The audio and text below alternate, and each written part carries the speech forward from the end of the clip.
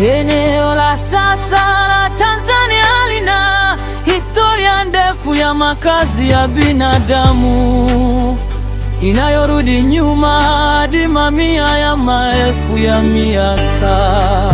Maeneo kama Olduvai, Gorge na Latori yamekuwa kitovu cha tafiti za kisayansi kuhusu asili ya binadamu, yakithibitisha uwepo wa mabaki ya hominidu wa kale kama Australopithecus na Homo habilis. Inaifanya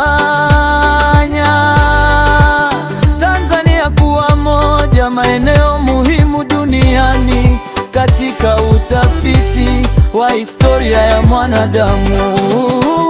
Katika kipindi hiki jamii za Kiafrika zilijenga tamaduni zao kwa misingi ya kilimo, ufugaji, uvuvi na biashara ya ndani.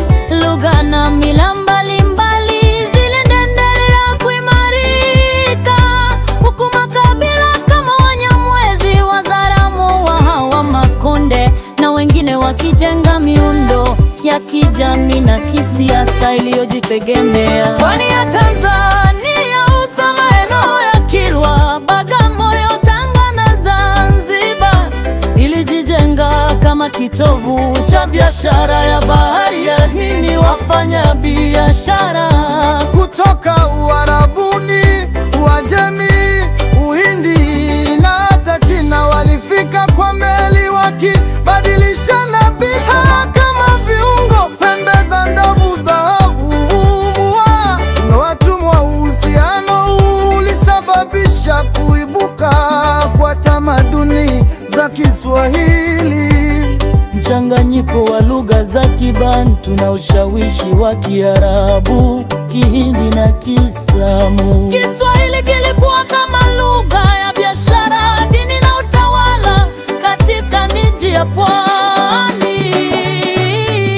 Bahari ya Tanga, Ziwa Waarabu na kilimo cha mipakani.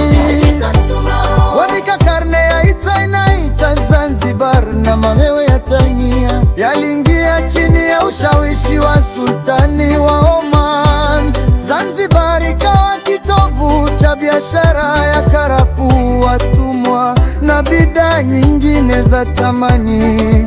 Waarabu walijenga miundombinu ya kilimo cha mashamba makubwa ya karafuu, wakitumia nguvu kazi ya watumwa kutoka bara la Afrika. Jamii za Kiafrika ziliendelea kuishi kwa uhuru zikiwa na miundo yao ya kisiasa kama machifu, mabaraza ya wazee na miji ya kifalme. Uhusiano kati ya miji ya pwani na bara ulianza biashara, dini ya Kiislamu na tamaduni za Kiswahili hadi maeneo ya ndani kama Tabora, Ujiji na Mwanza. Hii ilichangia kuimarika kwa mtandao wa biashara wa ndani unaojulikana kama biashara ya misafara.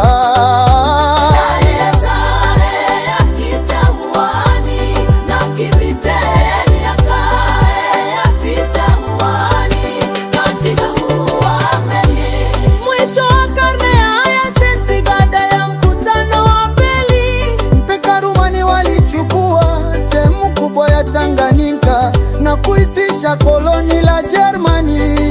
Afrika walienga reli kama reli ya Tanga, Moshi na Dar, Morogoro. Mashamba ya Sisaga wanapamba huku wakikandamiza upinzani wa wenyeji, kama vile vita vya maji ambavyo vilikuwa mojawapo harakati kubwa za kupinga ukoloni barani Afrika. Vita vya kwanza vya dunia, Tanganyika ilitaliwa na Waingereza chini ya mamlaka ya Ligi ya Mataifa. Umoja wa Mataifa. Waingereza waliendeleza miundo mbinu ya kilimo cha mashamba makubwa, elimu ya msingi kwa rori la wachacha na utawala ukua kwa moja. Zanzibar iliendelea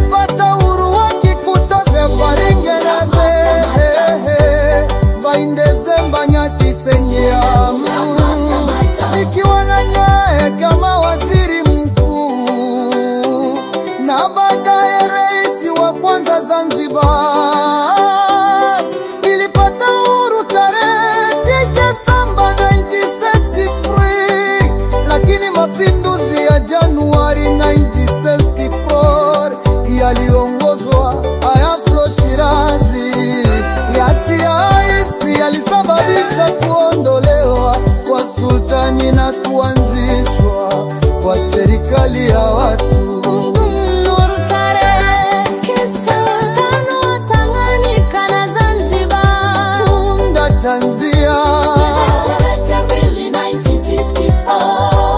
Tanganyika na Zanzibar ziliungana rasmi na kuunda Jamhuri ya Muungano wa Tanzania. Muungano uliweka misingi na serikali ya muungano yenye mamlaka ya kitaifa kwa masuala ya nje, ulinzi, fedha,